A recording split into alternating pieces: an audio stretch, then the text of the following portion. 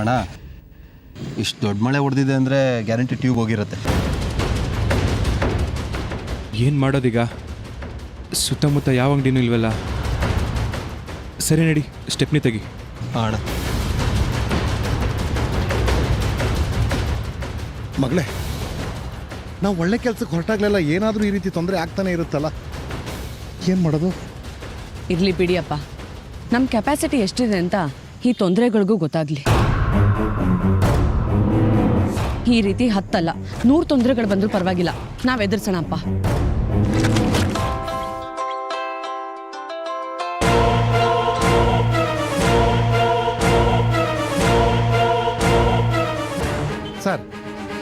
Sir on the way ಇದ್ದೀವಿ sir. ಇನ್ನೊಂದು 5 ನಿಮಿಷದಲ್ಲಿ ಬಂದ್ಬಿಡ್ತೀವಿ. ಓಕೆ, ಬೇಗ ಬನ್ನಿ. Okay sir. ರಿಜಿಸ್ಟರ್ ಆಫೀಸಿಂದ ಲಾಯರು.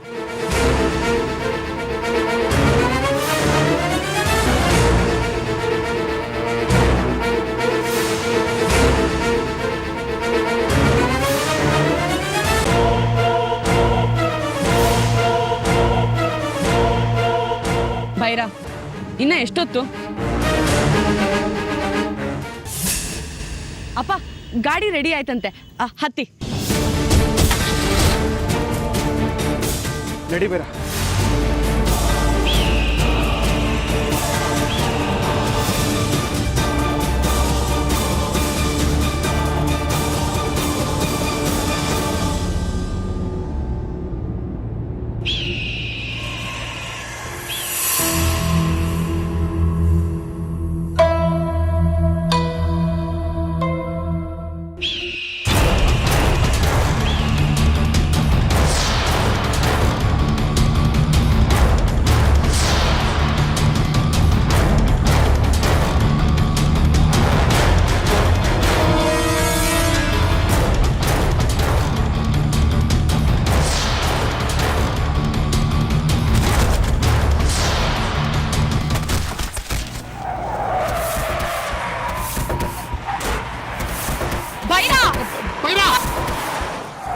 ಏನಾಯ್ತು?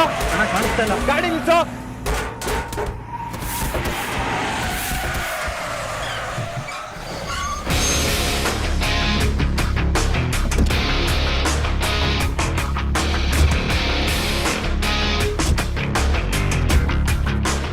ಏನ್ ಬೇರೆ ಇದು? ಏನಾಯ್ತು? ಅಣ್ಣ 1 ನಿಮಿಷ ದಾರಿನೇ ಕಾಣಿಸ್ಲಿಲ್ಲ, ಯಾರೋ ಮೊಟ್ಟೆ ಹೊಡೆದಿದ್ದಾರೆ.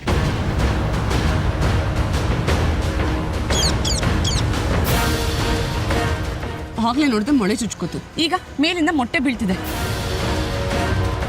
ಏನಿದೆಲ್ಲ ಬೈರಾ? ಪ್ರಾಬ್ಲಮ್ ಮೇಲೆ ಪ್ರಾಬ್ಲಮ್ ಆಗ್ತಾನೆ ಇದೆ.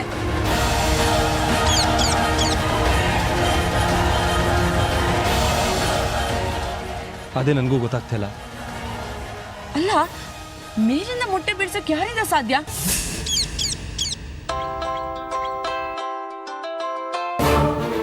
ಸರ್, ಕಾರ್ ಸ್ವಲ್ಪ ಪ್ರಾಬ್ಲಮ್ ಆಗೋಯ್ತು.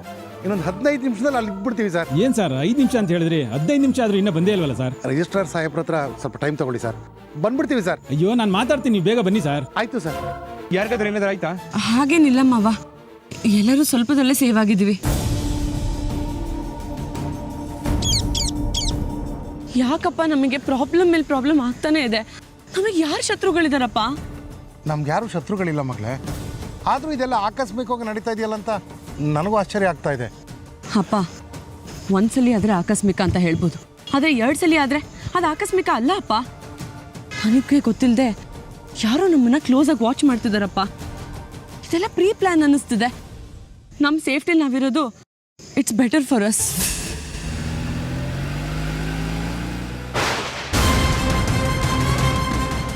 ಬೈರಾ, ಗಾಡಿ ಸ್ಟಾರ್ಟ್ ಮಾಡು.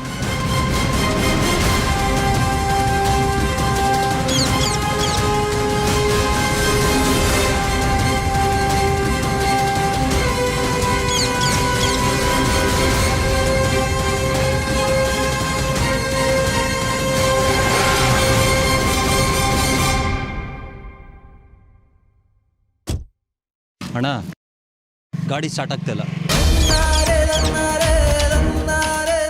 ಗಾಡಿ ಸ್ಟಾರ್ಟ್ ಆಗ್ತಿಲ್ವಾ?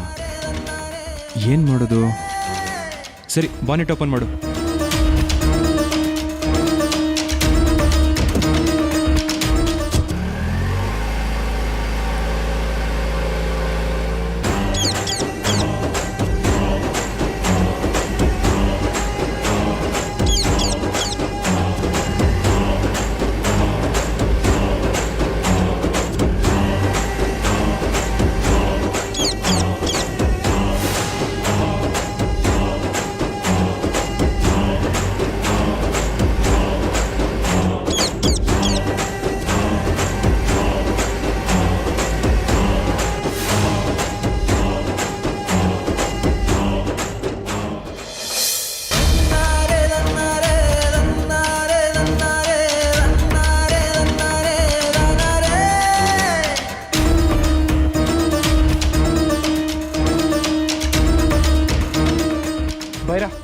ಒಂದು ಕೆಲಸ ಮಾಡು, ನಾವು ಯಾವ್ದಾದ್ರು ಗಾಡಿ ಹಿಡ್ಕೊಂಡು ಹೋಗಿರ್ತೀವಿ, ನೀನು ಗಾಡಿ ಸರಿ ಮಾಡಿಸ್ಬಿಟ್ಟು ಮನೆ ಹತ್ರ ಇರು. ಸರಿ ಅಣ್ಣ.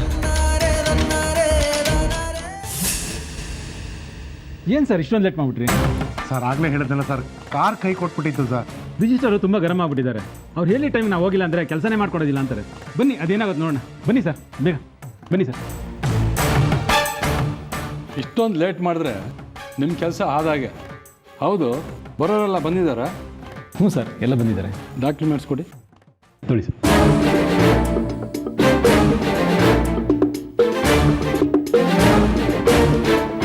ಚೆಕ್ ಮಾಡೋ ಅವಶ್ಯಕತೆನೇ ಇಲ್ಲ, ಡಾಕ್ಯುಮೆಂಟಲ್ಲಿ ಪಕ್ಕ ಇದೆ ಸರ್.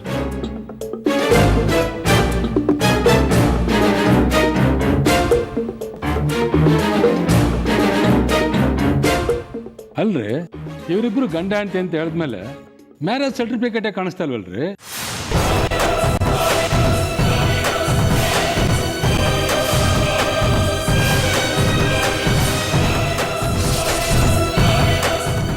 ಮಾಯಾ ಮುತ್ರಾಜ್ ಅವ್ರದ್ದು ಮ್ಯಾರೇಜ್ ಸರ್ಟಿಫಿಕೇಟ್ ಎಲ್ರಿ ಇದೆ? ಆ ಕಾಪಿನ ಅಟ್ಯಾಚ್ ಮಾಡಬೇಕು ಅಂತ ಗೊತ್ತಿಲ್ವ ನಿಮಗೆ? ಏನು ಸರ್, ಅವ್ರಿಗಂತೂ ಗೊತ್ತಾಗಲಿಲ್ಲ, ನಿಮ್ಗಾದ್ರೂ ತಿಳಿಬೇಡವೆ? ಡಾಕ್ಯುಮೆಂಟ್ ಎಲ್ಲ ಅವರು ಮನೇಲಿ ಬಿಟ್ಟು ಬಂದುಬಿಟ್ಟಿದ್ದಾರೆ ಸರ್.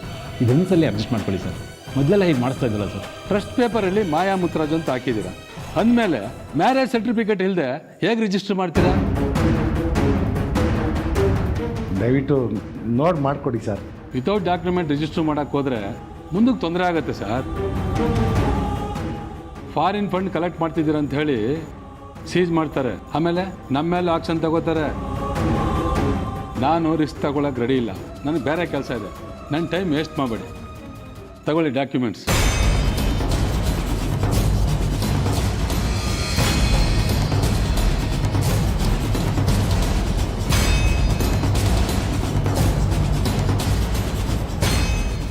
ಏನು ಮಾವ ಇದೆಲ್ಲ? ಬೆಳ್ಳಿ ಹೆಸರು ಟೆಸ್ಟ್ ಓಪನ್ ಮಾಡಬೇಕಾದ್ರೆ ಯಾವುದೇ ಪ್ರಾಬ್ಲಮ್ ಬರಬಾರ್ದು ಅಂತ ಹೇಳಿರ್ಲಿಲ್ವಾ? ನೀವು ನೋಡಿದ್ರೆ ಸ್ಟಾರ್ಟಿಂಗಲ್ಲೇ ಪ್ರಾಬ್ಲಮ್ ತಂದಿರ್ತಿದ್ದೀರಲ್ಲ.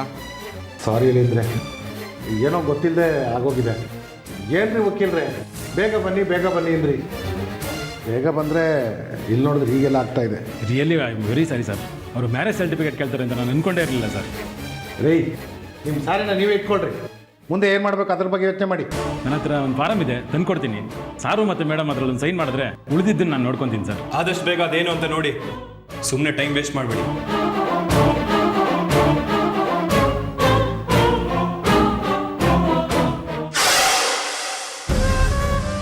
ಅಪ್ಪ ಏನಪ್ಪ ಇದೆಲ್ಲ? ನೀನು ಟೆನ್ಷನ್ ಮಾಡ್ಕೋಬೇಡ ಮಗಳೇ. ನೋಡು, ನಿನಗೆ ಮದುವೆನೇ ಆಗದೆ ರಿಜಿಸ್ಟರ್ ಆಗ್ತಾ ಇದೆ. ನೀನು ಅದಕ್ಕೋಸ್ಕರನಾದ್ರೂ ಖುಷಿಯಾಗಿರ್ಬೇಕು. ಮನೆಯಿಂದ ಹೊರಟಾಗ ನಾನು ಎಷ್ಟು ಖುಷಿಯಾಗಿದ್ದೆ ಗೊತ್ತಾ ಅಪ್ಪ. ಆದ್ರೆ ಮೊದಲು ಕಾರ್ ಕೈ ಕೊಟ್ಟಿದ್ದು, ಇಲ್ಲಿ ಇವರೆಲ್ಲ ಈ ರೀತಿ ಮಾತಾಡಿದ್ದು ಎಲ್ಲ ಮಿಕ್ಸ್ ಆಗಿ ನಂಗೆ ಬರೀ ನೆಗೆಟಿವ್ ಥಾಟ್ಸೇ ಬರ್ತಾ ಇದೆ. ಒಂದ್ ವೇಳೆ ಇದು ನಡೆಯಲ್ಲ ಅಂತ ನಂಗೆ ಡೌಟ್ ಆಗ್ತಿದೆ ಅಪ್ಪ.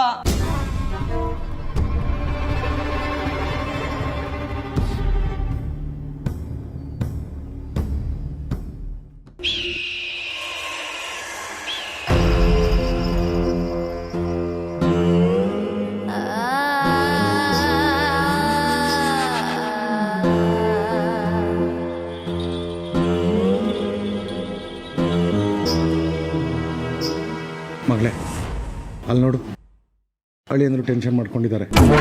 ಹೋಗಿ ಸ್ವಲ್ಪ ಸಮಾಧಾನ ಮಾಡು. ಸಮಾಧಾನನ? ನನಗೆ ಅವ್ರ ಹತ್ರ ಹೋಗೋಕ್ಕೂ ಭಯ ಆಗ್ತಿದೆ ಅಪ್ಪ. ನೀವು ನೋಡಿದ್ರೆ ಸಮಾಧಾನ ಮಾಡು ಅಂತ ಹೇಳ್ತಿದ್ದೀರಾ, ನನ್ನ ಕೈಲಾಗಲ್ಲ.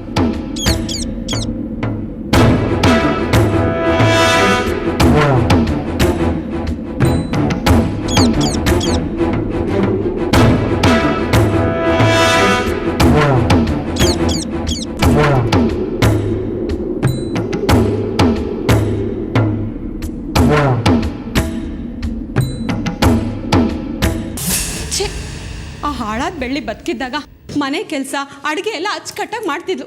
ನಾನು ಆರಾಮಾಗಿ ತಿನ್ಕೊಂಡು ಓಡಾಡ್ಕೊಂಡು ಇರ್ತಿದ್ದೆ. ಈಗ ಎಲ್ಲ ಜವಾಬ್ದಾರಿನೂ ನನ್ನ ತಲೆ ಮೇಲೆ ಬಂದು ಕೂತಿದೆ. ಸಾಲದಕ್ಕೆ ಒಂದು 4 ದಿನ ತೋಟದ ಮನೇಲಿ ಆರಾಮಾಗಿರೋಣ ಅಂತ ಇಲ್ಲಿ ಕರ್ಕೊಂಡು ಬಂದಿದ್ದಾರೆ. ಇಲ್ಲಿ ಎಲ್ಲಿದೆ ಆರಾಮು? ತಿನ್ನಕ್ಕೂ ಏನೂ ಇಲ್ಲ. ತೋಟೆಲ್ಲ ಹುಡುಕಿದ್ರೆ ಏನಾದ್ರು ಹಣ್ಣು ಸಿಗ್ಬೋದು. ತುಂಬ ಹೊಟ್ಟೆ ಹಸಿತಿದೆ. ಮೊದಲೇ ಯಾರಾದರೂ ಒಳ್ಳೆ ಕೆಲಸದವ್ರನ್ನ ಹುಡುಕ್ಬೇಕು. ನನ್ನ ಕೈಲಿ ಕೆಲಸ ಎಲ್ಲ ಮಾಡೋಕ್ಕಾಗಲ್ಲ.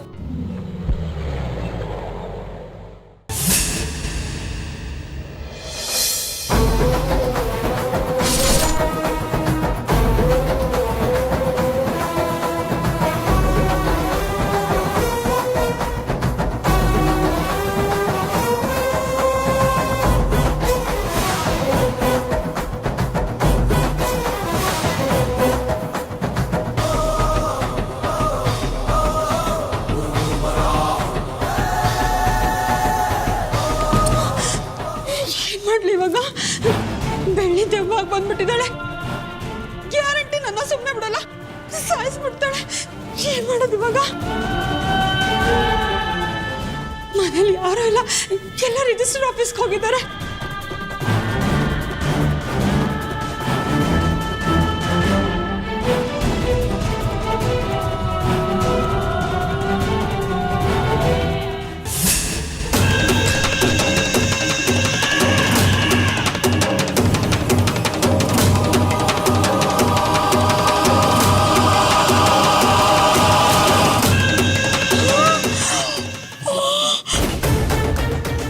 ಗ್ಯಾರಂಟಿ ದೇವನ 5 ಜನ ಕಾಣಿಸ್ತಿದ್ದಾರೆ. ಏನ್ ಮಾಡ್ಲಿ ದೇವ್ರೆ, ಕಾಪಾಡಪ್ಪ.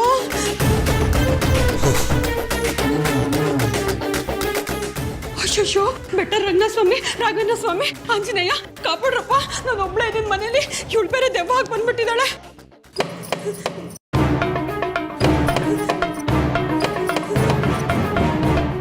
ಬಾಗಲ್ ತಟ್ತಾ ಇದ್ದಾಳೆ. ಏನ್ ಮಾಡ್ಲಿ? ಹರಿಣಿ, ನಾನು ನೋಡ್ತೀನಿ, ತಿಂಡೆ ಕಾಪಾಡಪ್ಪ.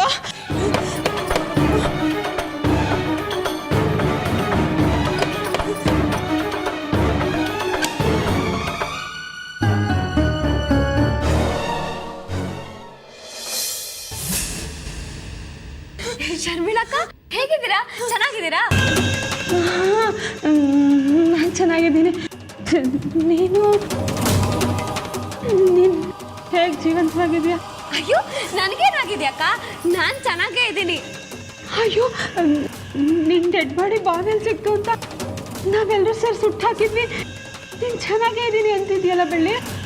ಅಯ್ಯೋ ಶರ್ಮಿಳಕ್ಕ, ಈಗ ನಾನು ನಿಮ್ಮ ಮುಂದೆನೇ ಇದ್ದೀನಲ್ವಾ, ನನ್ಗೇನೂ ಆಗಿಲ್ಲ, ನಾನು ಚೆನ್ನಾಗೇ ಇದ್ದೀನಿ. ನನ್ನನ್ನು ಕಾಪಾಡ್ದವರು ಇವರೇ.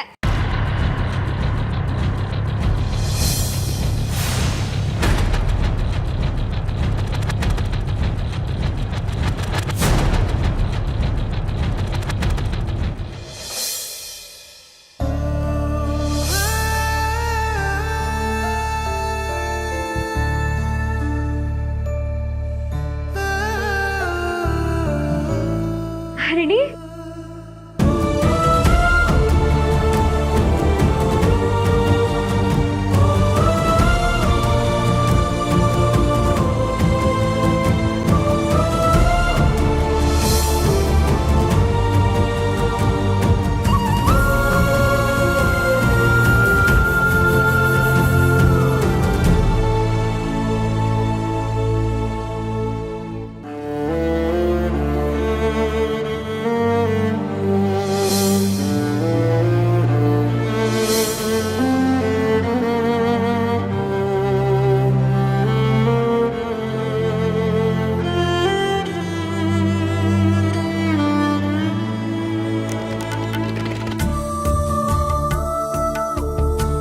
ಬೆಳ್ಳಿ, ಇಷ್ಟು ದಿವಸ ಎಲ್ಲಿ ಹೋಗಿದ್ದೆ ಬೆಳ್ಳಿ?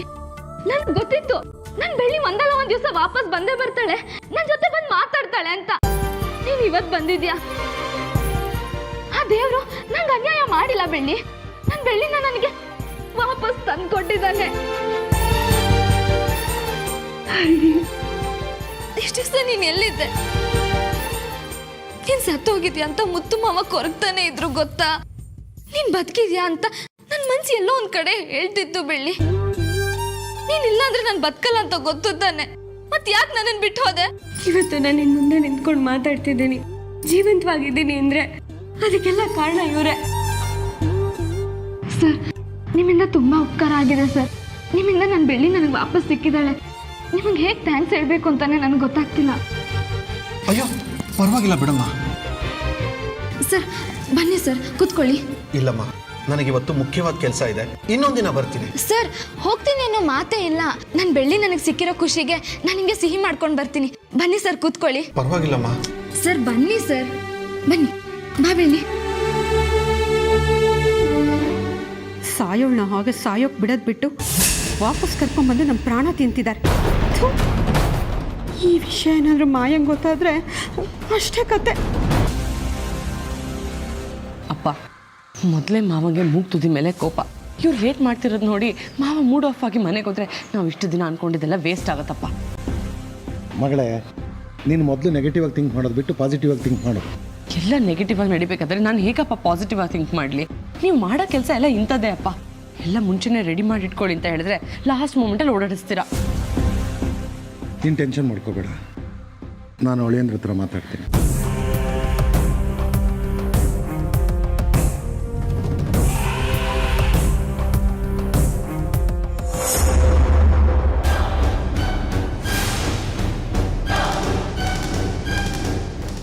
ಸರ್, ಲೇಟ್ ಆಗಿದ್ದಕ್ಕೆ ಬೇಜಾರು ಮಾಡ್ಕೊಬೇಡಿ. ಪರವಾಗಿಲ್ಲ ಹೇಳಿ. ಈ ಫಾರ್ಮ್ಗೆ ಒಂದು ಸೈನ್ ಹಾಕಬೇಕಿತ್ತು. ಮೇಡಮ್ ಕೂಡ ಸೈನ್ ಹಾಕಬೇಕು. ಬನ್ನಿ ಒಳಗಡೆ. ನಡೀರಿ. ಬನ್ನಿ.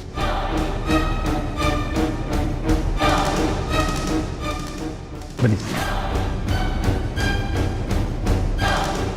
ಸರ್, ಇದಕ್ಕೊಂದು ಸೈನ್ ಮಾಡಿಕೊಟ್ಬಿಡಿ ಸರ್. ಮೊದಲು ನಾ ಸೈನ್ ಮಾಡ್ತೀನಿ ಕೊಡಿ. ಸರಿ ಮೇಡಮ್.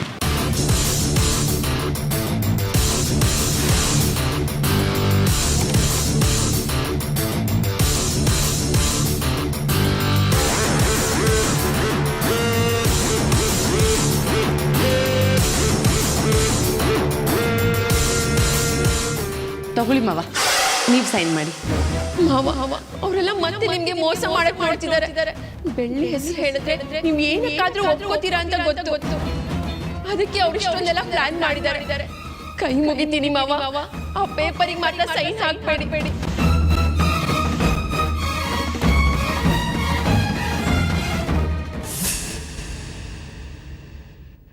ಬೆಳ್ಳಿ, ನಿಮ್ಮ ಮನೆಗೆ ವಾಪಸ್ ಬಂದಿರೋ ವಿಚಾರನ ಮುತ್ತು ಮಾವಂಗೆ ಹೇಳಿದ್ರೆ ಎಷ್ಟು ಖುಷಿ ಪಡ್ತಾರೆ ಗೊತ್ತಾ? ಒಂದು ನಿಮಿಷ ಬಂದೆ.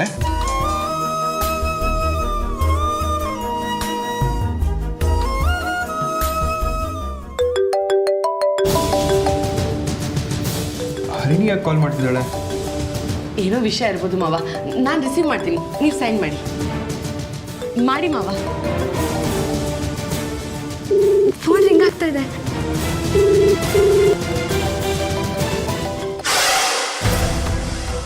ಮಾವ ಯಾಕೋ ಫೋನ್ ರಿಸೀವ್ ಮಾಡ್ತಾ ಇಲ್ಲ ಬೆಳ್ಳಿ? ಮಾವ ದಯವಿಟ್ಟು ನನ್ನ ಮಾತು ಕೇಳಿ, ಸೈನ್ ಹಾಕ್ಬೇಡಿ. ಏನ್ ಮಾಡ್ಲಿ ಈಗ? ನಾನೇನಾದ್ರೂ ಇವಾಗ ತೊಂದರೆ ಮಾಡಿದ್ರೆ ಮಾಯಾ ನೀಲ್ಕಂಠ ಗೊತ್ತಾದ್ರೆ ನಂಗೆ ಮತ್ತೆ ತೊಂದರೆ ಆಗುತ್ತೆ. ಎಲ್ಲ ಹೇಗೆ ತಡೆಯೋದು?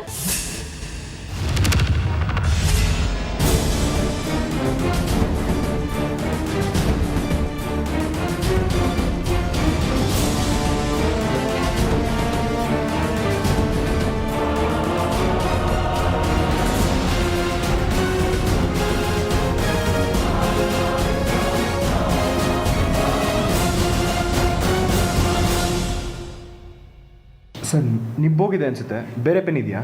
ಒಂದು ನಿಮಿಷ ಸರ್, ತಂದು ಕೊಡ್ತೀನಿ. ಮಾಯಾ, ಹರಿಣಿ ಕಾಲ್ ಮಾಡಿದ್ಲಲ್ಲ, ಏನಂತೆ? ಇಲ್ಲ ಮಾವ, ಅದು ರಿಸೀವ್ ಮಾಡೋದಕ್ಕೂ ಮುಂಚೆನೇ ಕಟ್ಟಾಗೋಯ್ತು. ಅಳಿಯಂದ್ರೆ ತಗೊಳ್ಳಿ ಪೆನ್ನು. ಮತ್ತೆ ನೀವೇ ಕಾಲ್ ಮಾಡಿದ್ರಾಯ್ತು, ತಲೆ ಕೆಡಿಸ್ಕೋಬೇಡಿ, ಸೈನ್ ಮಾಡಿ.